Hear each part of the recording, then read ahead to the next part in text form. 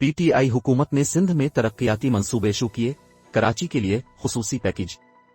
عمرکوٹ سید Rehan Shabbir Sindh culture ثقافتی day کی تقریب سے خطاب کرتے ہوئے پاکستان تحریک انصاف کے رہنماؤں نے کہا کہ وزیر اعظم عمران خان کی کوششوں سے سندھ میں وفاق نے ترقیاتی منصوبے شروع کیے، کراچی کے لیے خصوصی پیکیج دیا گیا۔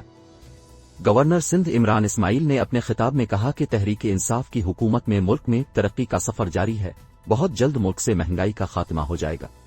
وزیر خارجہ مخدوم شاہ محمود قریشی نے کہا کہ سندھ دھرتی محبتوں کی امین ہے، سندھ کی تہذیب و تمدن 5000 سالوں پر محیط ہے، سندھ کلچر ڈے پر سندھ کی عوام کو مبارکباد پیش کرتے ہیں۔ وفاقی وزیر برائے مواصلات مراد سعید نے اپنے پیغام میں کہا ہے کہ سندھ کارڈ کھیلنے والوں نے سندھ کی عوام کو کچھ نہیں دیا، روٹی کپڑا مکان کا نعرہ لگانے والے سندھ کو لوٹ کر کھا گئے، سندھ میں پولیس کو ذاتی ملازم بنا رکھا ہے، پیپلز پارٹی کی سندھ حکومت ہمارے لوگوں کو سیاسی انتقام کا نشانہ بنا رہی ہے، بلاول بھٹو پرچی چیئرمین ہے،